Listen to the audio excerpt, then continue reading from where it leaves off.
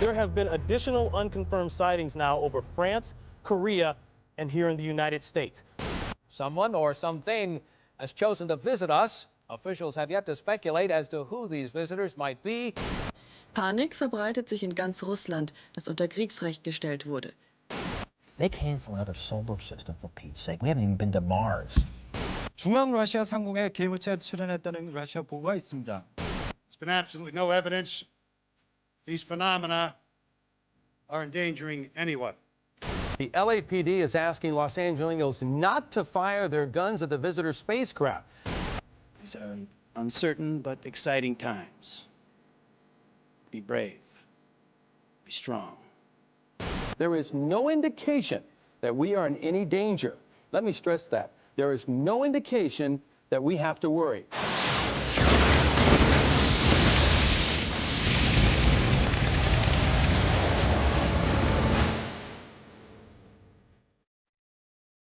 First of all, I think when you do a special effect movie these days, I think you should do something which, first of all, you have to go to the limits of what technology can do.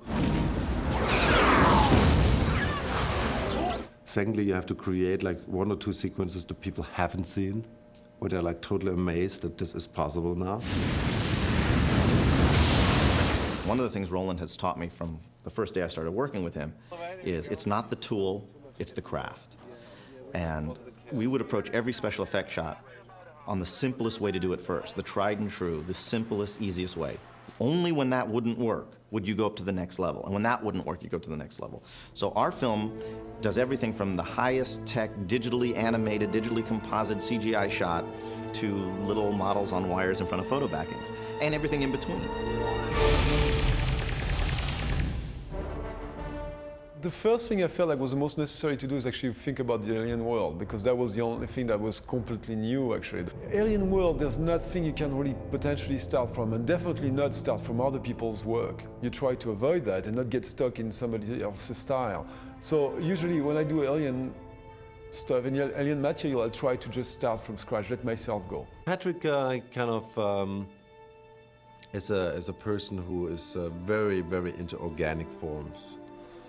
And I think that was his big contribution to this film, to kind of like keep in a way this like alien culture in an organic form, like believable, and doesn't become too alien to us. And he's very good at that. We've done tons of designs, and Roland came and picked some that he liked. And the first thing was that's the one he liked for the mothership. He just really liked the look of it, felt like they had a great power to it. The size of the craft relate to the amount of alien coming, and basically all their world is moving together. That's why this thing had to be so big. The simpler the shape, the more massive the element looks like. And actually working through those designs, I started to really realize that actually the simple shape makes the thing look much more massive. And that's, at that point, our direction were toward that thing, thinking, okay, simple, elegant, and massive. The dome thing came very instinctively. We didn't really think about it, it looked elegant. You had those huge giant pods, which I think make this shape work together nicely. The pod is something we couldn't do on a destroyer, for example, that hovering the city, because the pod would allow to have the craft sitting close enough to the city. And so we had to get away without that on the destroyer. So we went actually kind of crazy on the mothership, having those huge, gigantic pods. We wanted to tap into pre-existing mythology about UFOs, because people somehow have an idea of what an alien might look like, or what a spaceship looks like, or what that, all these things would be. So what we try to do is show you that and then take it a step beyond it. Have it look familiar, and then as you see it closer, say it's one step farther. It's wilder than I had imagined. The original concept for the attacker was to make this thing about 100 feet wide. The stage didn't allow us to do that. So we shrunk the craft to what we felt could be the maximum size it could have in there and still potentially fly off that set. But the attacker was actually 65 feet wide, which was like a potential full-size attacker. That's the way this thing was supposed to be.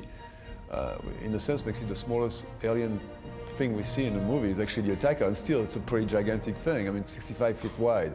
Because this thing had to be a practical set as well. I mean, the attacker had to be practical. People were supposed to walk on it. People were supposed to stand into the cockpit, and we had to shoot inside the cockpit itself. Meant this whole thing had to be a very heavy structure in itself. It wasn't like a traditional set where you usually use wood and plywood and you have to put it together. In this case, it was just a full, metal structure for the craft.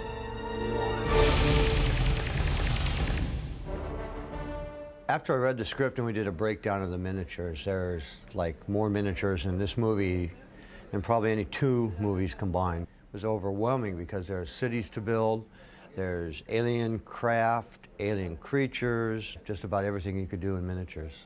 We have motion control. I have a model maker down there that runs the electronics and everything for the ship. And then on the other stage, 35, which is our pyro stage, we have two guys setting up for our LA street scene. Pretty much every effect person we talked to said, be prepared for a $150,000 shot. And we said, well, why is it so difficult to do? And they said, well, because not only do you have to shoot the street and shoot all the elements of the street that happen, but you'll have to digitally create the fire that rolls down the street and then digitally composite that into your shot. And that's going to be very expensive to make that look real. And Roland said, well, why can't we just do that all in camera? And I was like, well, it'll look fake, it'll never work. And Roland said, I think I could do that in camera. So Roland came up with this idea that we build the street on a large platform, make it 1/24 side, enormous buildings, then take the entire platform and stand it on its end. Our miniature, it's 24 scale, it's about 8 feet wide, 20 feet long, and it's going to be a street where we're going to show the wave of destruction coming up the street. Always fire also wants to go up, especially like when you do it in a miniature way. We wanted that the fire comes right at you, so the street had to become pretty much a chimney for the fire. And it's hanging on a scaffolding at about a 10-degree angle. So when we have our destruction, our fire and everything start here, it will run up the street as it eats up the fuel. And our camera will be mounted about 5 feet off the set at the top.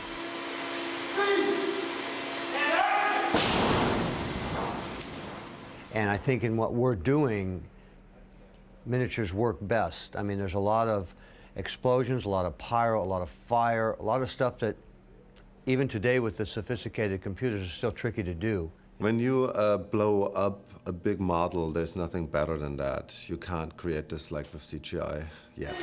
And action! So like the bigger explosion stuff, all the fire elements are real fire elements. We composite them later like in the computer.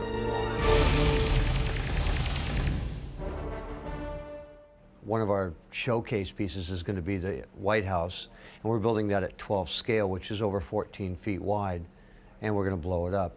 I think the best White House model ever. We put a lot of thinking into that. We built it not like out of wood, we built it out of plaster. Everything was a mold.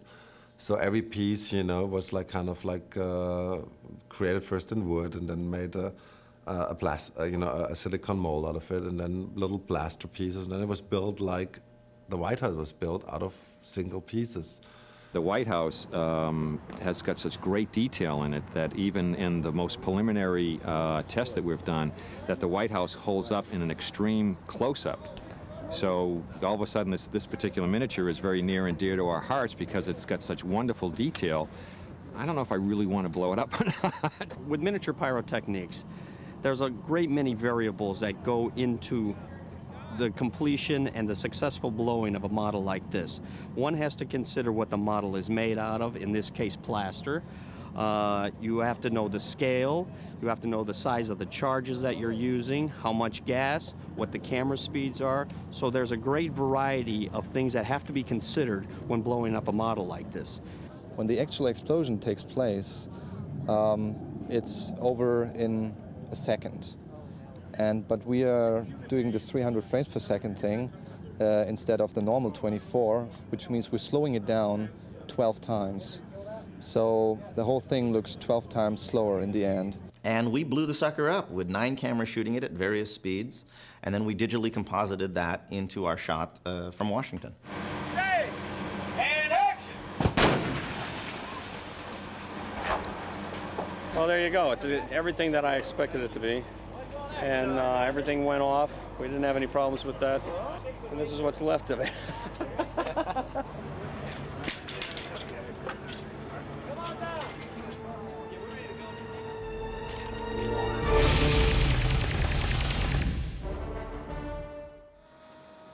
I think old-fashioned effects, will never die out because they're simply too good.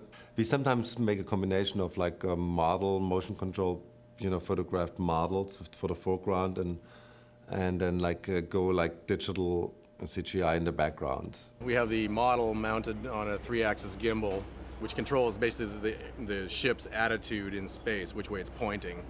And then the actual forward, any motion is created by the camera, and that's all running under motion control off the computer here. The motion control system is basically a very sophisticated and high precision motion tape recorder editor. You'll write a move for a spaceship, and once the move is done and approved by everybody, then you can play back that move with extreme precision as many times as you like. The computer graphics people need to know exactly, for them to have their computer environment move and have all the perspectives match up with the model that was shot photographically on stage. The computer graphics guy's computer has to know exactly how the camera on the stage moved. It has to be a very precise recreation of the motion that occurred on the stage. So the computer allows us to record all that motion, export it on a disk to the computer graphics people, and they can plug that in and use that to match up their background to our model foregrounds.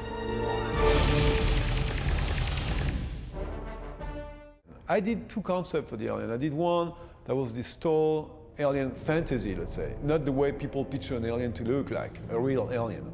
And the other direction was doing something more in the tradition of what people think an alien should look like, which is this little being with a bigger head because the brain is big and they're very clever people, bigger eyes. That was the 2 directions. And still giving it kind of a surrealistic look about, having just 2 fingers and maybe not being able to propel itself on the ground, just to make it a little bit more, less human, if I would say. Those 2 designs were on the wall, and Ron came upstairs and looked at it and looked at it for a little while. He said, I love that, but I like this too. What am I going to do? And actually, he did come up with the idea of using both alien. Because on the one hand, I kind of wanted to kind of follow the mythology, which like people think, like aliens look, and there's a certain kind of image everybody's constantly drawing, and I wanted to stick with that. But on the other hand, I thought it's like terribly boring. So what we did, we kind of created first like an image of the alien which you think it's not like what you think they look like, to later then discover, in a surprise, that they exactly look like we think they should look like. Technically speaking, the small alien is our real alien. The other one is actually another alien. It's a potential creature, living creature as well, that those small aliens use to travel through space. Those aliens live on a planet where other creatures live around. They take those big, dumb aliens, but very powerful, they treat them, have their face split open and just fit in there and travel space this way. So they actually become strong creatures, physically strong. They're actually very clever beings, but they need to be physically strong to travel space. So that's the full-size alien, that's the big alien, which is actually, as we know now, the suit. It's a quarter-scale replica of the full-size alien we've built for the show. What you do, you make an armature in there with the alien. It's all articulated. The joints are all articulated, and you put armatures on some of them, and then you have like rods coming out. You got about 4 or 5 guys moving every part of the creature around. Later on, they're going to be removing those rods out of the scene. It's like a blue screen technique, pretty much. What you can make this thing look like it's running full speed on the screen, and you get much more life to it. And still, at this date, I think CGI doesn't convince me as much as the rod control puppet do. So I think maybe in the future we'll be able to do that with CGI. So far, it hasn't been convincing enough, so we still try to do it that way. I use the guy in a suit for a lot of our scenes, where the guy actually, you see just the upper body of the creature with the arms. You really have a guy in there, plus mechanical hands, mechanical face, but you could potentially have someone. But then you show the legs on their own, then you cut with the body again. I guess that's at that point when the magic of editing and directing, those things all work together. You end up thinking that, how did they do that? So those legs have been built like the rest of the creature as separate elements, because sometimes I need some type of legs, sometimes I need another type of legs. I mean by that, some legs need to be articulated with armature wire in there, so I can put them in a specific position. But then the upper torso needs to be the hero one. Another time I need to have like just a mechanical leg like this that actually move up and down for different scenes. So what I wanted to do is being able to change not the full creature every time, and that's also for a budget reason, not to build like 50 creatures, maybe 3 of them with a different group of, members, like the arms, the legs separately. We got some pretty convincing shots of those legs coming in the shot. When you see the guy screaming in front of it, and suddenly you'll see those 2 legs jumping in frame. And those came out actually really good. Those are probably some of my favorite shots. This is a typical stunt arm we've used. The quality of the paint job is as good as the hero arms. The difference is only in the fact that those guys are positionable. You put the position you want before the scene, actually. And the actor splits his arm inside there.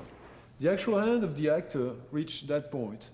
After that, it's all either, when I use mechanical arm, full mechanical arm with cable control, or in a case like this one, in the stunt one, just a wire armature to put this thing in a position I'd like to see it in.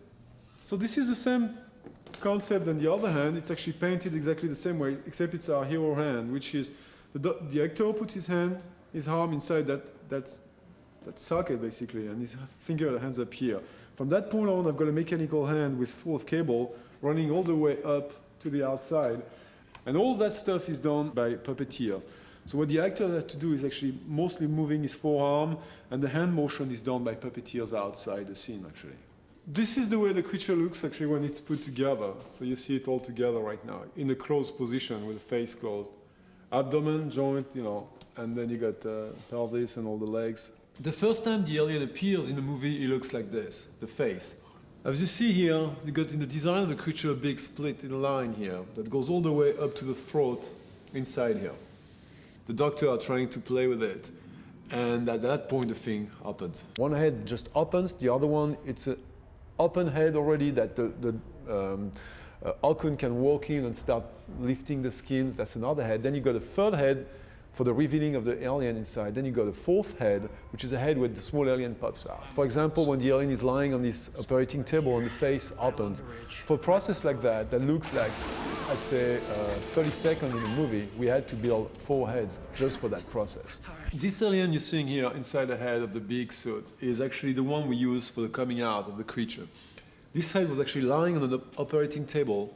I had 2 puppeteers underneath this operating table, and basically push the alien from the inside out, have the arms coming out first, and that alien was built just for that specific scene.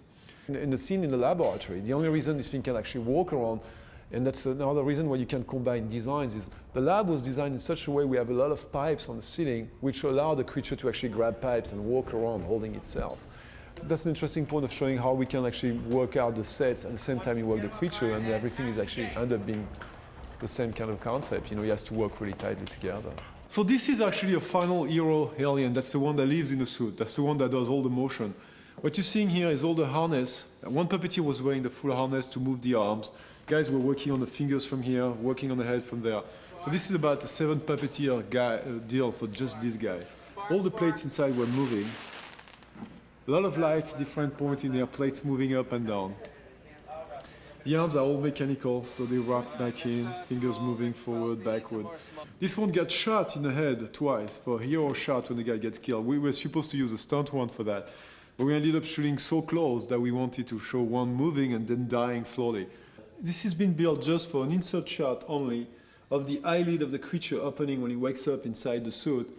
And what Ron, the director, wanted to do is actually being able to see in the eyes the reflection of the actor. This could have been done as a post-production thing, as an insert, but actually Ron really wanted to use it on the set, actually, because he could get the real reflection. He didn't have to match up things on post, and there's so much post-production happening on this movie already. I don't think we want to add anything else.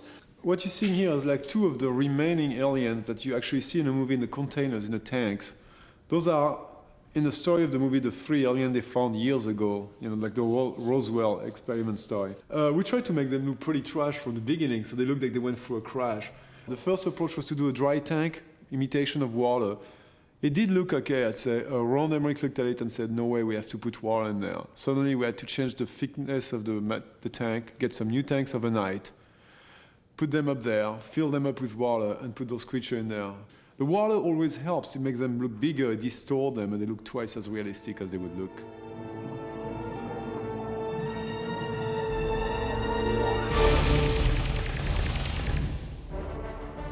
Digital effects.